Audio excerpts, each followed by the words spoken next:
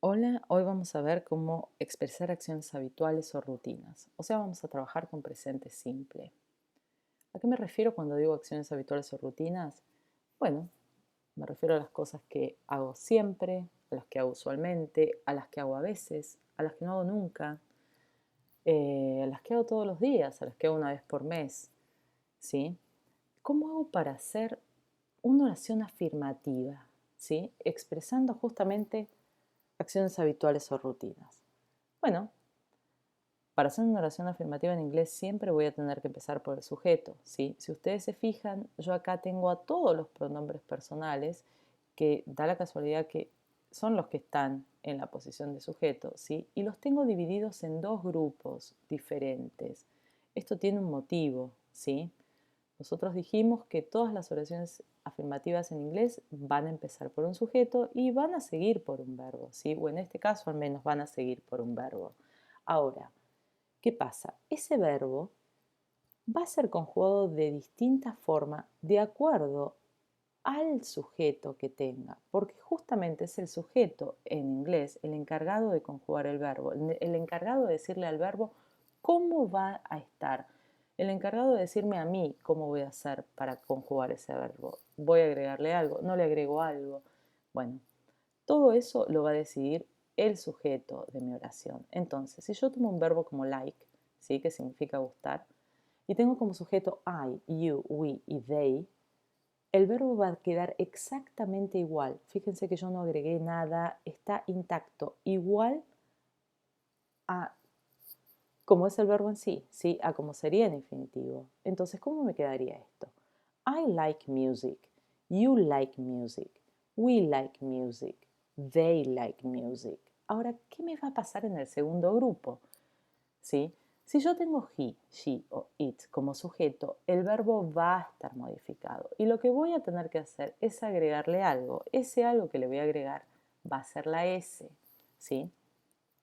Entonces, ¿qué pasa si yo me olvido de agregar esta S? Bueno, si me olvido de agregar esta S, la oración va a estar mal. ¿Sí? No voy a haber conjugado ningún verbo. Obviamente, si me olvido de agregarle la S y si el sujeto es he, she o it, ¿sí? Entonces, ¿cómo me quedaría esto en una oración? Bueno, para seguir con lo mismo, ¿sí? Sigo con el mismo verbo, que va a ser like, ¿ok? Me quedaría likes. Entonces, si lo tengo que poner en la oración, sería he likes music, she likes music, it likes music. ¿Qué es lo que tengo que tener en cuenta cuando yo hago una oración afirmativa en inglés? ¿Sí? Y quiero expresar una acción habitual o una rutina. Lo único que voy a tener que preocuparme y lo único que me voy a tener que preguntar es si el verbo va con S o sin S. Si el verbo va con S o sin S. ¿Quién va a ser el encargado de decirme si el verbo va a ir con S o sin S? El sujeto. ¿Sí? Fíjense, si tengo he, she o it, el verbo va a ir con S. Si tengo I, you, we y they, el verbo va a ir sin S. Ahora vamos a ver algunos ejemplos, ¿sí? Seguimos en lo mismo, afirmativo, me pregunto verbo va con S o sin S, y acá lo que tengo es una especie de fórmula que para la gente que no se siente muy segura, si yo sigo esta fórmula para hacer oraciones afirmativas y expresar rutinas o acciones habituales en inglés, me va a salir una oración perfecta, ¿sí? Entonces, ¿qué pasa si yo tengo I como sujeto? Habíamos dicho que si yo tengo I como sujeto, el verbo queda igual. Quiere decir que en el caso de live, no voy a agregarle ninguna S. Y me quedaría algo así. I live in Buenos Aires. Una oración perfecta. ¿Qué pasa con he? Tengo work como verbo, he como sujeto. ¿Qué le va a pasar a work? Bueno, work voy a tener que agregarle una S, ¿sí?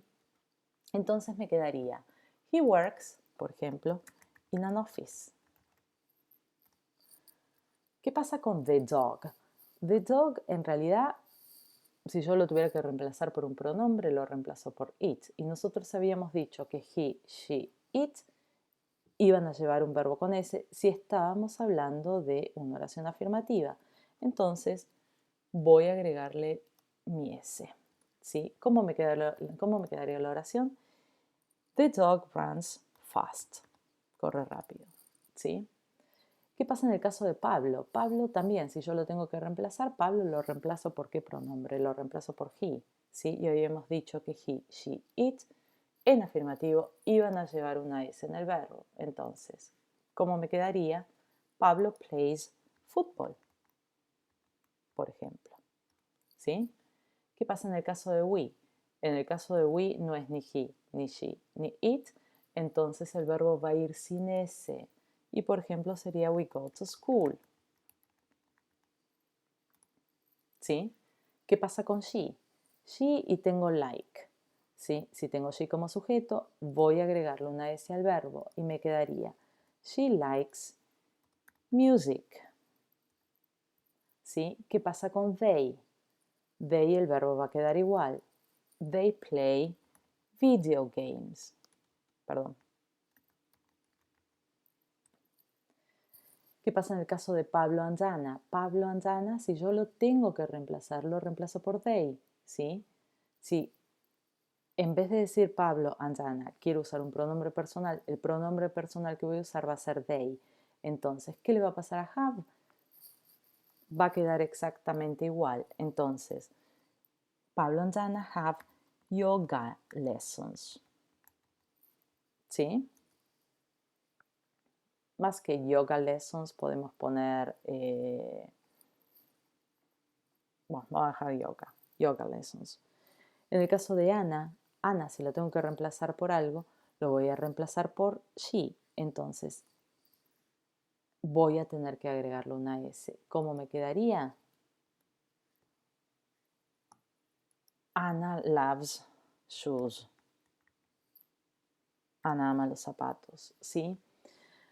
Para redondear, estamos viendo acciones habituales o rutinas. El tiempo verbal es presente simple. Cada vez que hagan una oración en afirmativo, recuerden que la única pregunta que se van a hacer es si el verbo va con S o sin S. ¿Quién les va a decir si el verbo va con S o sin S? Los sujetos. Los sujetos pueden ser nombres, pueden ser pronombres, ¿sí? ¿Cuáles son los sujetos que van a llevar una S? He, she, it. En este caso tenemos the dog, pero the dog se reemplaza por it. Y así me quedaría. Bueno, espero que hayan entendido. Cualquier cosa saben que me preguntan. Adiós.